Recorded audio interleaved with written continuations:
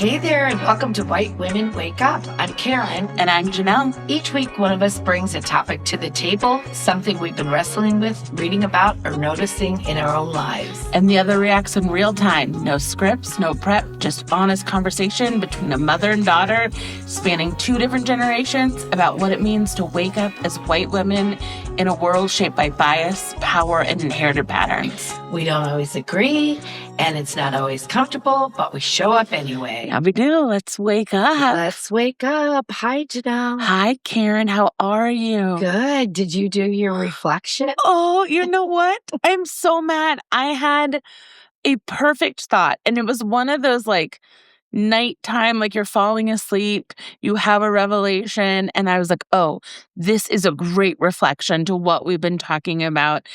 And then I completely forgot what it was. Oh, I'm so annoyed with myself. How about you start, and maybe I'll remember. Well, I have been trying to be intentional this week about how much news I'm watching. Great. So I've noticed, first of all, I've tried to shift around a little bit. Yeah.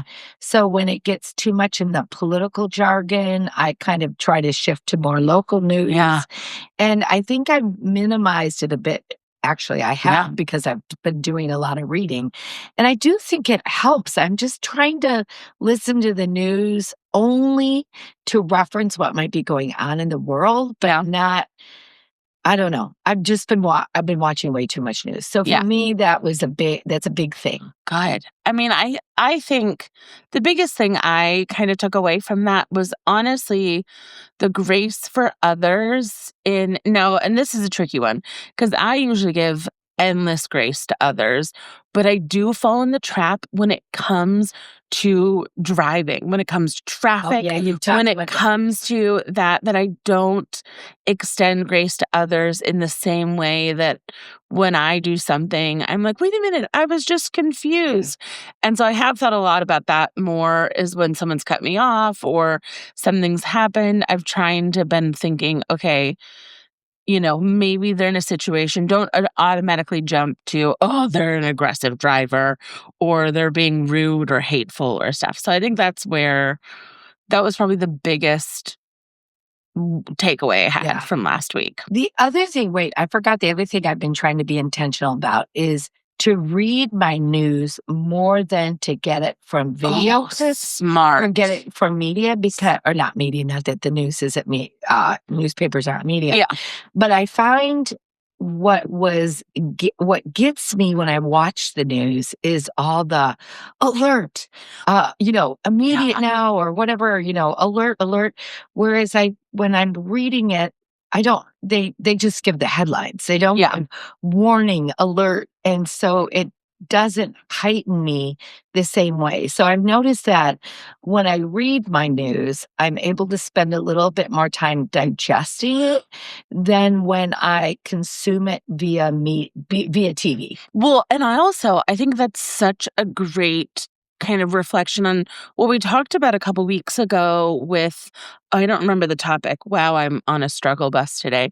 But where we talked about these sound bites, how your first impression of things kind of locks in your what was it? Something biased. It was like you're talking about the mean world syndrome. No, that was last week. I mean, a couple weeks ago, my topic, which was around some of your first perspectives, anchor bias. Yeah. There we go. Anchor bias. And so I think what's interesting about you actually reading versus those social media is so often, as we know, these headlines with the anchor bias really sway you to one perspective, but reading builds the whole picture. Yeah, and so allows me to enter into it. Yeah. The only framework I would get is if it's, the front page versus page 6 or whatever, but not any warning or high alert and it seems like in TV news in particular, everything is a warning. Everything is an alert. Everything is the alert. So, and isn't that so interesting to just kind of claim the shift of time? Because if we had talked to our grandparents or even a decade, 2 decades ago, the concept of not reading a news article wouldn't even cross your mind in the sense of like, how else would you really have gathered your news? And so I think it is interesting, the shift. And it is interesting because we do know one of the big challenges of social media is it's all in clips. Yes. And one of the things that I think, if anything, this year has taught me, and that we've been working on this podcast, is what we're talking about is nuanced conversation that can't be done in a clip. And so when we speak in clips, which we do, or read in clips, we're not getting the full context of the story. And so it doesn't do justice actually to anybody. No. Yeah. Great reflection. Thank you. Okay, before we move into today's topic, we have a quick announcement reminding everyone about the Banned Book Club. It's happening the second Tuesday of April. So that is going to be not this week after the episode comes out, but the following week. Yeah. And this book, I have to say, The Hate U Give. Okay, I'm a little behind on this trend because I know this book came out. Well, the movie came in 2018. The book came out a little bit before that. And so it got a lot of notoriety then, and I just didn't happen to read it. What an amazing book, and a great story.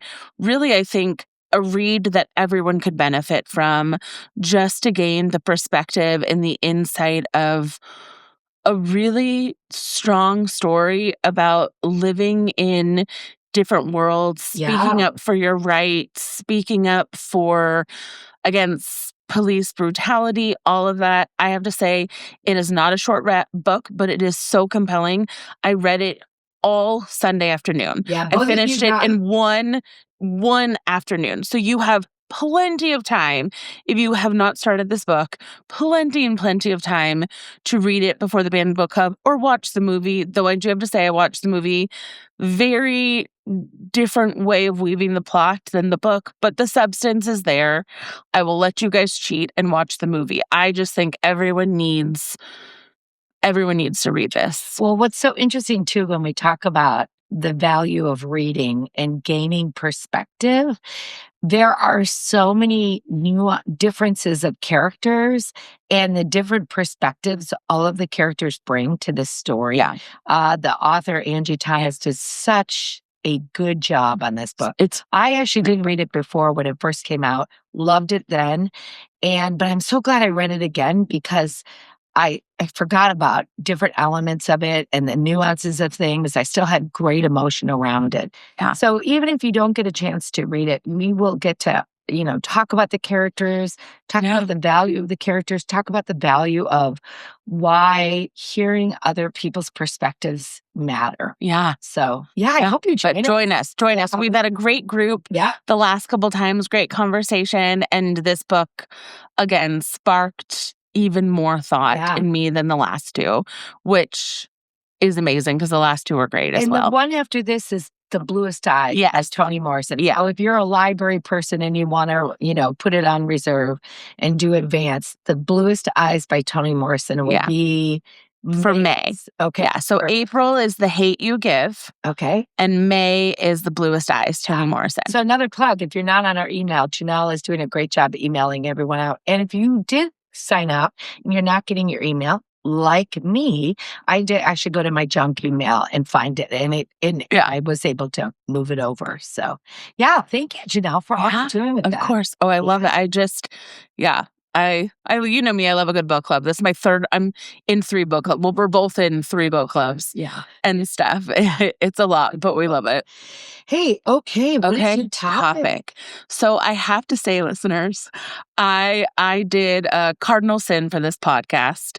And I brought up the topic early with Karen. We were in a great conversation this weekend, and I dropped a term that I'll explain in a second. And then when I realized Karen had never heard of that term before, I stepped back quickly and I said, shutting conversation down. This is going to be my podcast episode this week. So there's a little sneak peek in it. But I want to talk. So for context, everyone, we I'm still working on through my bingo card. And one of the biggest things in my bingo card right now, as it's still a little wintry and cold in Seattle, is like moving through my at least 10 movies that were directed by female or BIPOC female leaders and women, sorry, leaders, but directed by women or BIPOC women. Yeah. And it's really hard to find like mainstream movies. And the reason I say mainstream, I mean, I'm looking at other ones, but like I want to encourage mainstream movies that are directed by women and women of color in particular. And so I am trying to really focus on that. But because it's been hard to find some, I've also opened the category to TV shows. So watching also TV shows that are directed by women, whether it be short shows or this. So this is where our conversation kind of came in, is we were talking about just the nuances of differences. So we watched the movie Hamnet recently, and Hamnet was a great movie, and it was a female director. And we watched that, and we talked about just the nuance in emotional depth that you can see was captured by a female director. Differently than maybe a man could capture it, a male director. Same thing. Then I started talking about a show that I love, All Her Fault, which was also directed by a female. And so this is where the conversation brought up. I mentioned the term microfeminisms. And I said that shows great distinction in microfeminisms. And then I asked, and I never heard Karen, what have you heard of the word microfeminism? So now let's kick off the conversation again that we ended a couple days ago. Okay. And I would love to hear at least your thoughts on what a microfeminism is.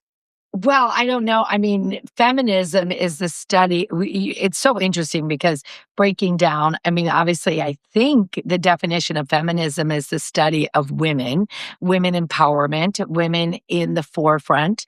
I'm trying to be open-ended with this idea of feminism because I know that there's been backlash towards feminism, that like feminists hate men, or that the early feminist movement did not include BIPOC. But if we think about just the theories of feminism, which is to empower women. And I would think in our case, it's BIPOC and transgender females, or people that identify as females. So that's what I would think. So it's a widespread definition of women empowerment. I feel like that was more of a definition of what you feel like inclusive feminism means. Yes. Yeah. Okay. Yeah. So microfeminism. Because unfortunately, so many people have attributed negative things to what we would maybe call white feminism. Movement, or you know, and this you're speaking more of intersectionality feminism. Yes, I am. And stuff. And so we'll kind of get into that pocket later. Okay. But so microfeminism, it is small, intentional, often daily acts that challenge gender norms. Okay. So example are defaulting to she when you're referencing an unknown CEO or a doctor or a lawyer, interrupting men, addressing women first in emails. Say something when you're saying interrupting men. What is microfeminism with interrupting men? So, so this is where there's controversy on both sides. So interrupting men is in the essence that men often interrupt women when they're explaining things. And so by interrupting men, you're kind of flipping the gender norm and kind of you're stating a claim there. But addressing women first in emails, crediting women whose ideas were stolen in meetings. Microfeminism was first often seen in the workforce, is essentially. And so it was credited by let me find out, where am I? So let me ask you something. When you talk about microfeminism, you know, defining, so it's more nuanced than the broader feminist movement. So, for example, breastfeeding in the workplace, would that be a microfeminist action. No, because that is just a feminist accent. So I think a good way to look at microfeminism is, in the most neutral sense, is it's kind of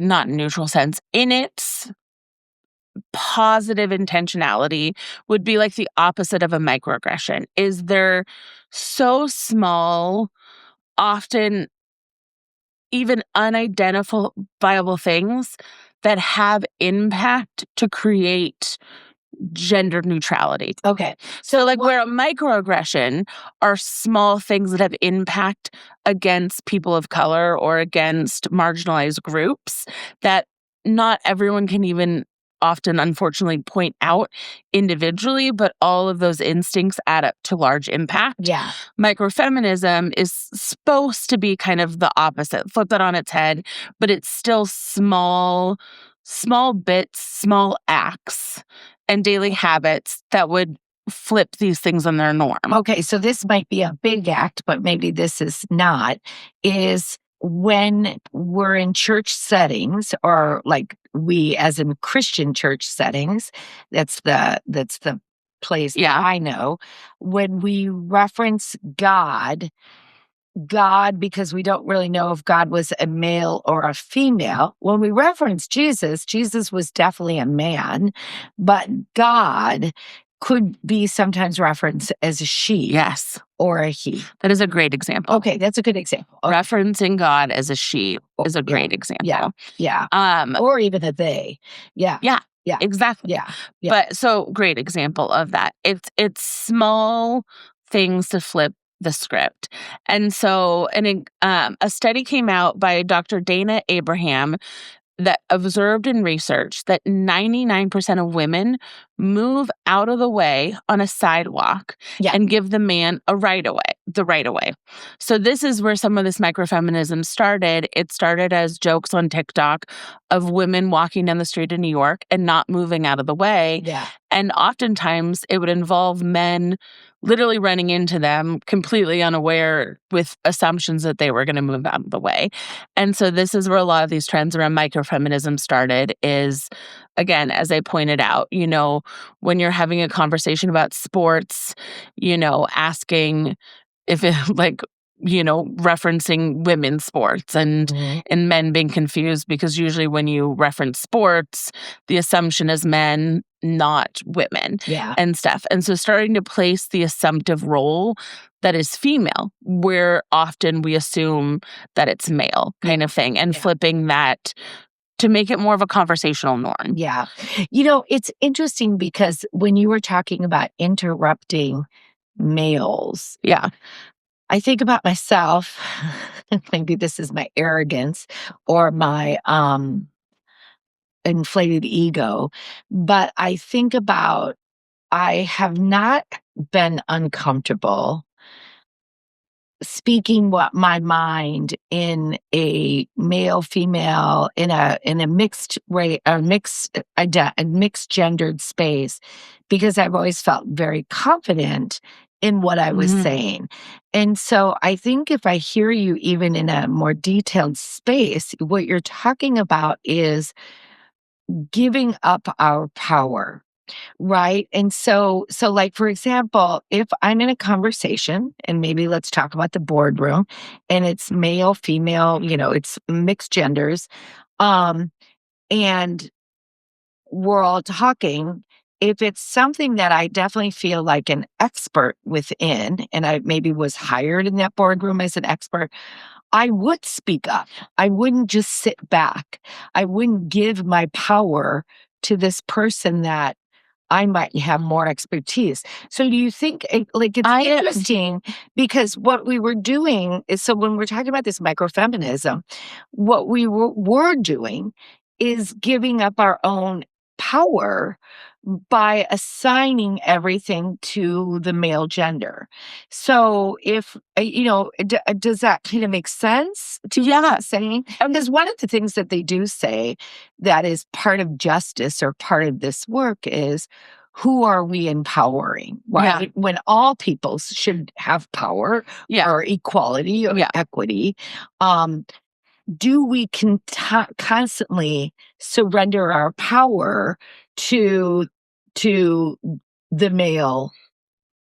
Yeah, I will. And so you are bringing up a really interesting switch to this point is so microfeminism has really taken hold within the white feminist world. Okay. And it's a little bit what you're touching on as you, as a white woman confident in her career, have felt empowered to speak up against if you were an expert in the room and stuff. And so that was a lot of the resurgence of feminism in the 80s and 90s when you were definitely like height in the workforce too, is around this white feminist of this getting a seat at the boardroom, speaking in that culture. And so there has been, again, a resurgence among young white feminists kind of saying, hey, wait a minute, we need to speak up. We're sick of being overlooked for promotions. We're sick of being talked down to, all of that.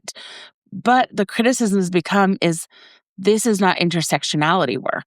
And so where you might feel empowered in one sense to do some of these things, there are still plenty of disenfranchised people who microfeminism is not going to lift up the power they need in the feminist world. It's again leaving other women behind in feminism. Microfeminism is leaving people behind. It is. And so this is the argument. Because it's going back to the individual feels empowered versus the system?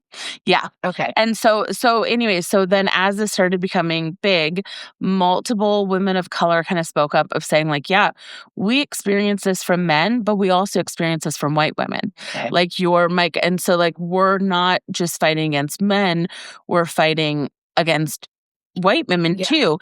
And so again, the more that feminism just focuses on the part of where we're being, oppressed by men, but not focusing on the whole picture of where women are also oppressing fellow women, is again, it's saying we're missing the intersectionality piece by focusing on these just microaggressions. So the microfeminism isn't necessarily a positive thing. It's like microaggressions. Okay. Oh, I see. So this is what I'm saying. There's been two sides to it. It's been a very powerful stepping point, I think, for a lot of women to kind of stand up and say, wait a minute, and helping flip the script. So I think like a lot of things that start with white women is the intention is positive, but the impact is negative. And so the intention around it was empowering women to start to uplift females and just normalize gender equality. Not a power imbalance. And actually, it made you think. Like when I heard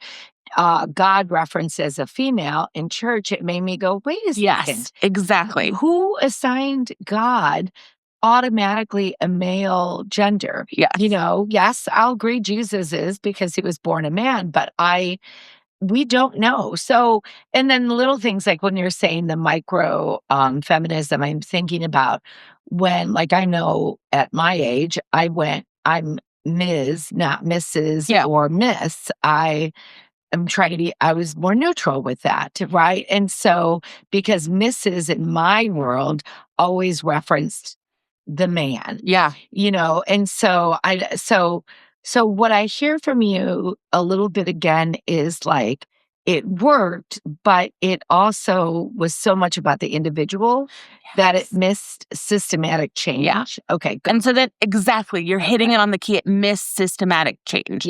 So the data says that small acts actually work. So 67% of women feel more empowered by microfeminism support in the workplace. This is recrediting interrupted women in meetings, which really increases women's visibility by around 40%, they say. And then in 2024, a study done said using female pronouns in job postings increased application by women by 18%. So they felt included. And so again, these small acts actually work. And that is, we're not discrediting that. Like the heart of microfeminism was there.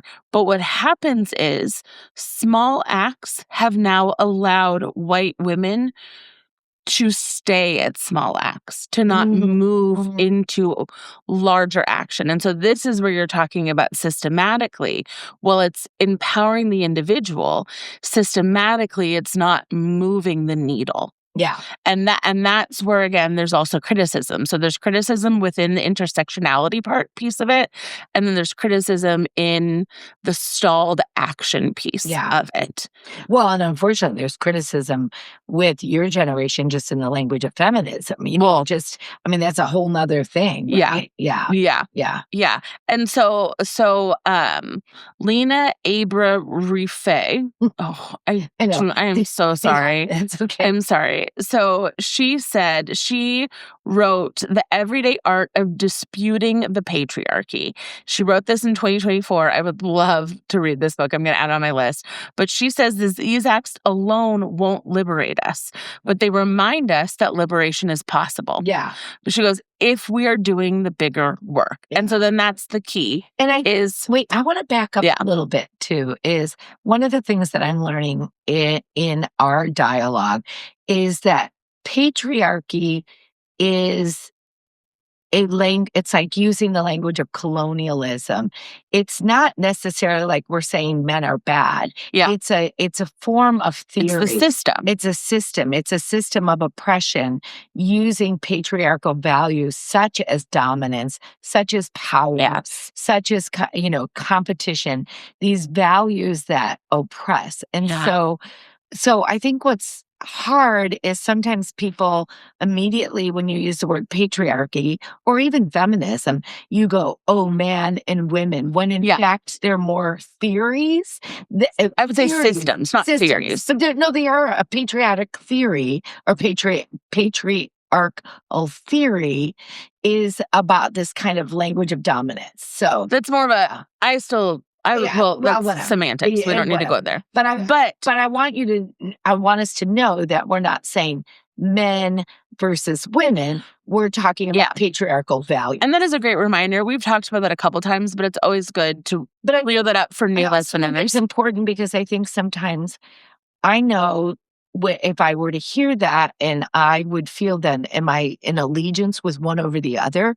And it's not about that. It's about understanding. So it is about that. But it's not. I'm down with the patriarchy. I do have an allegiance against the patriarchy. Patriarchy has been proven time and time again. But patriarchal values. That's what's really important. Not to talk about individuals, but patriarchal values you're down with. Yeah, the patriarchy. Yeah. The patriarchy never, this is what I'm saying, that never speaks to an individual. Yeah. Patriarchy is always a systematic whole. Yes. So you could, but what you said was you don't want to pick sides. I'm saying, no, you can very clearly be against patriarchy, but not be against individual men. Yeah. Yes. I understand. You can pick a side. Yeah. And I clearly pick a side. I am against patriarchy. You got it. Down with the patriarchy. But I think I will burn a flag with patriarchy on it.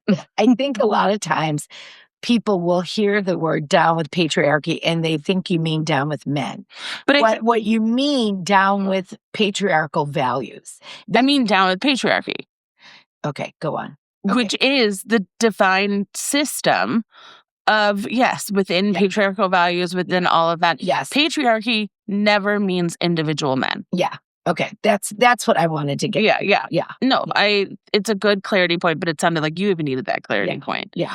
And we talked about this even last night. We got in an interesting discussion with some friends who were, again, more feeling an individualistic pull towards something, and it's not something that we aligned or agreed with. And what we were trying to say is, again, we're talking about the system, not the individual. But it is really, to your point, easy as an individual to get focused on yourself and how it affects yourself. In a competitive environment, I have patriarchal values.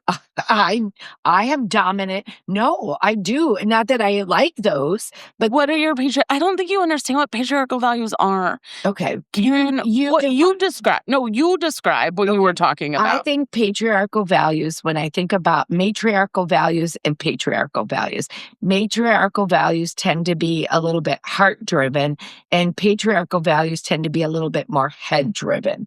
That's wrong. That is a misinterpretation of Okay, the let systems. me hear yours. No, so patriarchy is about individualistic, more capitalism. Matriarchy is about group and community thinking. Okay. And stuff. So you can still have logic in community thinking.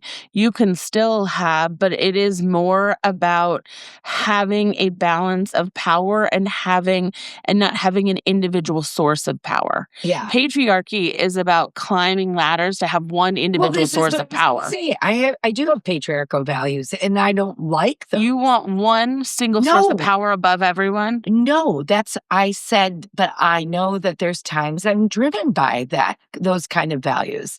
I don't like them. I don't see that in you. Okay. Well, you always want the group to win. That's not true. You're right. When we play games, you are a horrible individual. I know. You actually, I take it back. You're right.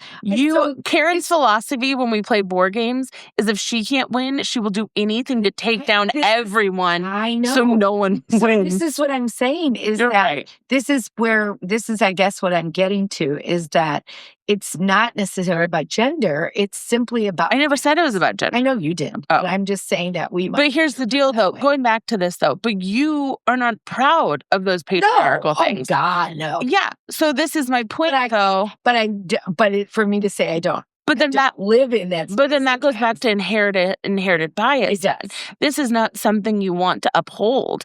Like this is what I'm trying to say is even you might naturally have tendencies toward a patriarchal system or values, but that's not something you want to uphold. No. And that's what I'm trying to say with patriarchy is you don't want to hold that. I don't want to uphold that. No. Like it's not benefiting anyone for that. So whether you have it or not, you can still side with the fact that you understand it does not benefit our society. Okay. So what a derailment of, but clearly don't talk to me about patriarchy and being wishy-washy about it because I will. Anyways, going back to micro-feminism. I don't think I did finish the quote about liberation is possible, but if we are doing the bigger work. And so I think just kind of wrapping this up here, I want to be really clear to the listener. I think the start of microfeminism is a great way to start slowly empowering yourself in life. Like if you don't feel like you have empowerment in a patriarchal world, microfeminism is a great way to build those. Like you said, those are those little tendencies to call out. Not to call out, it doesn't even need to be call out. It's little tendencies to just neutralize gender power. Yeah. It's not even sifting power above others. It's just to neutralize gender power. Again, why do we have to assume we're always referencing a male doctor or a male sports figure? Or why, again, or a president or like of a company. Of a company. Yeah. So it's just little things. So if you find yourself needing that empowerment, if you don't have that confidence, again, the patriarchy, microfeminism is a great way to start with that. Making sure you're crediting the women in your life, you're uplifting women, focusing on that. But I think like everything we always talk about, the next important step is always action, is not staying in the small space of individualism, but is moving to the greater good of action. And what does that look like here? What does that look like to move your microfeminism into intersectionality of feminism? Like, what does that look like to move to the next level of actions to, again, I love the quote of, we can liberate us. Like, liberation is possible if we are also doing the bigger work. And so that's kind of where I leave everyone today is just make sure you're doing the bigger work. Janelle, I was just going to... What were you going to say now? No, what are you going to... I can see why teachers don't want students necessarily to speak up while they're giving the conversation. Yeah. Because I think in some ways my derailment wasn't bad. No. Because maybe I was asking questions that our listeners might be asking. But I think what I really love, if I could repeat what I think you said, is microfeminism in understanding how we take these smaller assumptions about gender and gender identity is healthy because it makes us question what we used to consider as normal. Yes. Right? Like every sports figure is a male, that sort of thing. Every doctor is a male, that sort of thing. But the challenge is when we stay within microfeminism in these spaces, we're not really looking at large systematic and intersectionality, like you said. What is really happening with Black women in the workforce? What is happening with trans persons in the workforce or Latino women in the workforce? And how are we then taking our language of feminism and making it intersectionality? You intersection. got it. The microfeminism is still making us focus on us as the individual and not the larger system. So in other words, like what I hear you also say is like, oh, I feel like I'm being feminist because I'm calling God a she. Yeah. But that's really not enough. That's just identifying whether or not we thought of God as in a broader picture. Yes. And now that we've done some of these things, can we move on? Can we, especially as white women, can we move on and help make systematic change? Yeah. Oh, good. Thank you. Thank you. Something I know every day. I love it. I have to say, I also, one more thing for the listener. I'm still doing our blogs. I've started to move you all to Substack. I hope you don't mind to read it on Substack. It's just an easier platform. But also with that, I've also created an FAQ section with each blog. So I've done it on the last two to, again, kind of help bridge these conversations. Again, what is microfeminism? What are intersectionality feminism? So please take a look there if you're still curious, or, please read our blog. I work hard on that to expand our conversation. Thank you, Gina. We're learning so much. Okay, I'm going to exit us. Thank you for joining us on White Women Wake Up. We hope today's conversation sparks something in you, whether it's reflection, a new question, or a deeper commitment to showing up with empathy and accountability. If you found this episode meaningful, subscribe, leave a review, and share it with someone who needs to hear it. You can also connect with us on YouTube, Instagram, TikTok, and Substack, or at whitewomenwakeup.com, or hello@whitewomenwakeup.com. We'd love to hear your thoughts and keep the conversation going. Until next time, stay curious, be open, and let's keep waking up together. Waking up. Bye. Okay, everyone, before we go, a quick playback on where today's facts came from. The trend itself started with TV producer Ashley Chaney on TikTok in 2024, and then NPR did a full feature on it on December of 2024. The stat about 67% of women feeling empowered by microfeminist support and 40% visibility increase in meeting comes from a 2024 University of Mannheim workplace study. The research on men apologizing less than women is a Schumann and Ross, published in Psychological Science in 2010. Stanford's Halima Kazem Strojanovic gave us the framing on how small norm shifts create lasting conscious and subconscious change, and the intersectionality critique that white feminism often leaves out women of color, that goes back to Kimberlé Crenshaw's foundational 1989 framework with the hashtag solidarity is for the white women. That's from Mickey Kendall in 2013, pushing that conversation forward. Thank you again for listening. Thank you so much for being with us and following us, and just keep waking up. Bye.